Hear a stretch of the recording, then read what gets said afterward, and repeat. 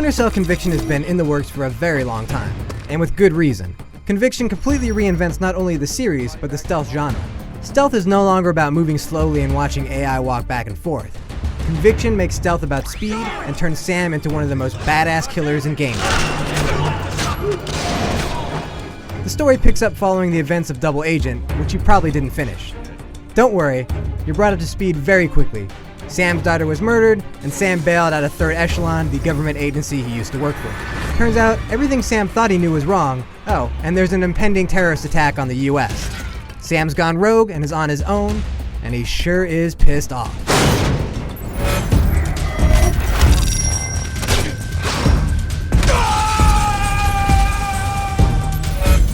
Conviction sets itself apart from its predecessors with its pacing.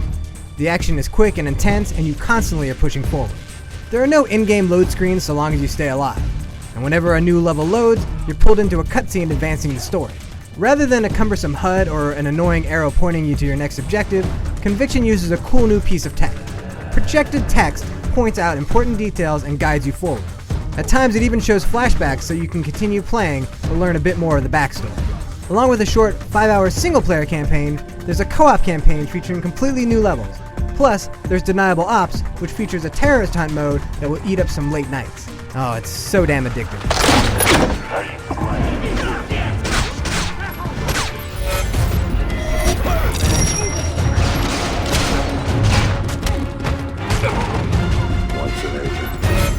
In Conviction, Sam is a hunter. He isn't avoiding enemies, he's stalking them. Rather than mess with light and sound meters, things have been simplified. When Sam's in the shadows, the color bleeds out of the screen. When in the open, the color comes back. This way, it's easy to know when you're hidden and when you're out in the open. Developers of the world, pay attention. This is how you do cover. Conviction has the best cover system I've ever used. You never get stuck into or get locked against any kind of cover. And moving from cover to cover, shadow to shadow, is fast and easy and fun. Few things are as satisfying as sneaking behind someone and taking them down in the shadows. It's not too shabby. Should you be spotted, it's easy to make your escape. Rush back into the dark, dive out a window, or toss an EMP grenade to stun your pursuers. When Sam disappears, a white silhouette of his last known position appears. This is where enemies believe you're at.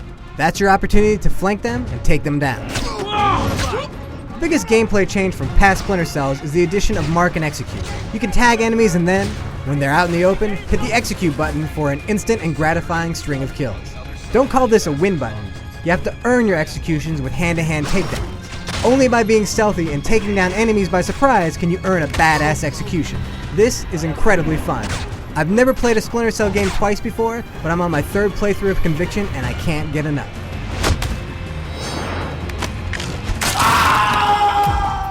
Now there are some problems that do hinder Conviction. Often you'll have execution moves where you shoot through walls or other objects to get your kills. It just looks kinda bad. And the brutal interrogations are little more than slow-moving interactive cutscenes, though you do get to stab a dude with an American flag. And there is one level that just seems totally out of place. You play through a flashback in Iraq where there's no stealth and some of the gameplay elements have been removed. It was a poor choice to include. Perhaps the biggest drawback is that Sam Fisher's story is short. Really short. If you only care about this main mode, you might be a bit disappointed. But there's a lot more content here than you might realize. The co-op story adds another few hours, and the various Deniable Ops missions, which can be played solo or with a friend, can easily boost your playing time to 15 to 20 hours.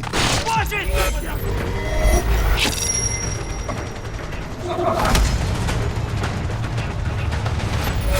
Splinter Cell Conviction is a completely new type of stealth experience. It's nothing like the previous Splinter Cell games, which is a good thing. Adapt or die. Well, Splinter Cell adapted and it's a whole lot of fun. The single player and co-op campaigns can be beaten in a single weekend, but there's a ton of reasons to come back. This is easily the most replayable game in the series. Anyone who likes killing terrorists should pick this one up. For the full written review, head on over to IGN.com.